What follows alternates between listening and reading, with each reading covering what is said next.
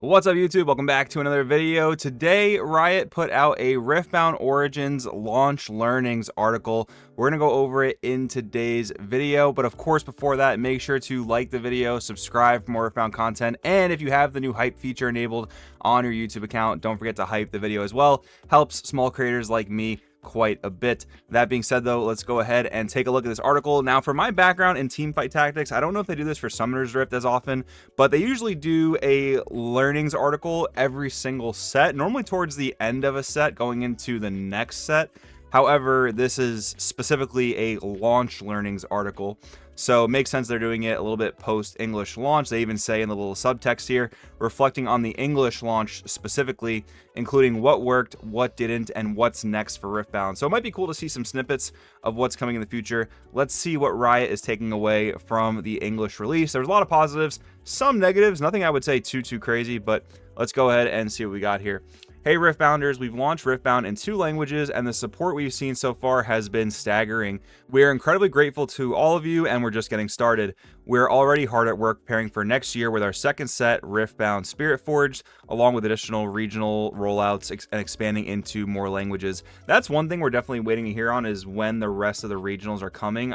Houston, I guess it would make sense to be the only one for 2025, given that it's in December, and they're probably going with the route of like the bigger scale regionals. I personally really like the way that Yu-Gi-Oh does their regionals, for example, where there are multiple small regionals across, in my case, like the United States every single weekend, where you can go travel locally every couple months to your local regional that might be in your state, one state away, stuff like that. I'm okay with like the sort of Bandai approach to regionals, and I'm sure other games do this as well. Bandai is just my experience, where they have like one big regional every month or every other month. Those are cool too, but I do like that, like, kind of, you know, get up early, drive with your local friends, go to a regional instead of having to fly and book travel and book hotels for every single event.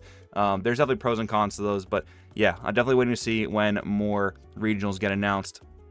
Thank you, and what's next? From the start of the game's development, remember those Project K days, your feedback has been crucial to the Riftbound team. You've all helped to shape Riftbound, and we know we have a ways to go yet to get the best possible experience. Among all the excitement during the launch, we saw areas of feedback that we want to address right away.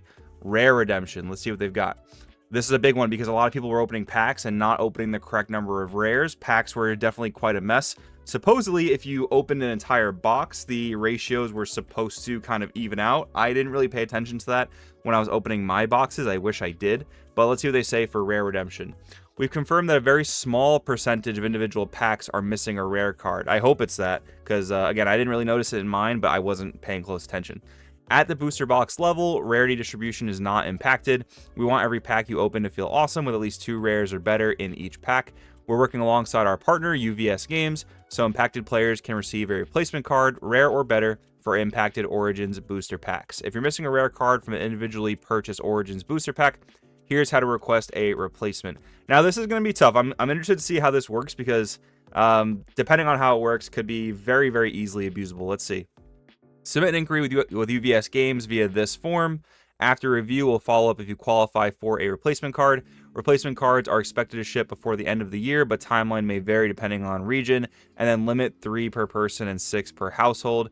Conditions apply for any card replacement requests and may vary by region. So I guess we'd have to click into the form to see the specifics of what they require to see if you're eligible for a replacement card. Again, that all is going to depend on how abusable this system is. I mean, the fact that these are opened packs, yeah, could be very weird, but hopefully they're doing the right thing there, just getting people the cards that they paid for. That's ultimately the bottom line. I think a maybe better way to go about this would be some sort of like free local game store promotional support where all players can go, because again, it's hard to track who was actually affected by this. A lot of people who were affected by it maybe just weren't even paying attention, like myself, and are not going to be able to fill out this form because we don't have the appropriate pictures. So some sort of like local game store promo packs or some sort of like free product there would be a pretty cool pat in the back, but we'll see if that ends up happening. So we've determined that the rarity distribution issues will still be happening for some Spirit Forge booster packs, so I'll be paying much closer attention to that, and won't be fully corrected until our 3rd set. Due to how they're packed, Origins and Spirit Forge booster boxes all contain the correct number of rares, but we'll be doing a similar replacement card program for impacted and individually purchased Spirit Forge booster packs when those are released next year. At least they're being transparent about it. Definitely appreciate that. Cutting card edges. This was a big one. This set was not the best looking in terms of the card cuts. So let's see what they say here. We also launched an investigation with our partner, UVS Games, to understand the full scope of the burring or cards having rough edges issue. We discovered that because we picked a premium thick paper stock, very, very true, this paper caused more wear than we had anticipated on the facility's cutting tools. This means that a low percentage of cards have, I don't know about low percentage, but low percentage of cards have rougher edges than they should. However, showcase cards, including alt arts and overnumber cards, are not impacted. We've made changes in the card cutting process to mitigate this issue for Spirit Forge and future sets. It's important for us that Riftbound cards look and feel great to collect or play with, and we continue to provide consistent quality set over set. So yeah, I will definitely say the card stock is super, super thick. It's almost maybe even thicker than like One Piece, which also has insanely thick card stock. I don't really know why that's like the new trend lately. I mean, obviously it's much better than having super fragile, easily bendable, easily damaged cards, but at a certain point it's a little too thick, but not something to really complain about, just a very, very minor nitpick. The cards do feel great in terms of like a quality, thickness, like self-sufficient card protection level, I guess you can say. But yeah, the cutting edges, rough. Not super direct blame for Riot or even UVS Games. I'm sure they kind of have it cut by a third party, but still good that they're going to fix it. Not a huge deal either. Please email UVS Games if you've received severely damaged or completely unusable cards from production process, and they have a process for replacing those as well. I do again appreciate that they are putting out ways to replace these cards so you don't feel as bad from paying money and opening a damaged product. Shipping delays. Some players are still waiting on Riftbound Origins orders they placed during pre-order, and we're actively working to get those out as quick as possible. I've heard a lot about this. I didn't personally order any directly from Riot. I was lucky enough actually to get cards directly from my LGS, which was awesome, but I know a lot of players are affected by this. While many players have already received their products, some shipments are still being processed, and we appreciate your continued patience. We are tracking toward finishing shipping all Riftbound Origins orders from the first wave of pre-orders by the end of this week. To get orders out faster, we're shipping items as they become available. That means you might receive your order in multiple shipments. Hey, at least they're getting out to you. We're also reviewing how to improve pre-order fulfillment going forward so we can get Riftbound into players' hands closer to launch for future sets and launches. And I think they might go into this a little bit more on the next sort of subsection, but that's a big thing here, right? There was not quite enough print to meet the demand of the game, and that's been the case for many card games over the past like 5 years or so. It's a very hard thing as a business, even someone as big as Riot or Bandai or whatever. It is really hard to estimate the amount of demand you're going to have for a product you're releasing, especially when you're like Riot, for example, and you've primarily always done video games, now transitioning to an entirely new market. It makes sense that they would not want to overprint in terms of, just losing a ton of money on those overprinted cards. However, I did think that was the purpose of releasing in China first. I do remember reading some stuff about, they wanted to release in China first to see what the demand would be like. And the demand seemed pretty strong, even in the West, because of how much online chatter was going on with the Chinese release of the game. But of course, it's going to be very difficult to gauge demand when you haven't actually released the product yet. So definitely understandable. Let's go ahead and take a look at this next subsection, more Riftbound to even more players. We want everyone who wants to play Riftbound to be able to get their hands on the game and be able to play.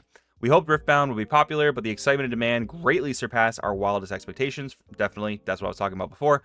We missed the mark on demand, and we know availability is making it harder for players to get everything they want, especially at MSRP. We have a couple of fixes on the horizon around supply, including more Riftbound Origins products arriving to local game stores between now and the end of the year. That's a really, really awesome thing to hear. We'll continue to keep an eye out to ensure Riftbound Origins is available to players at a reasonable price.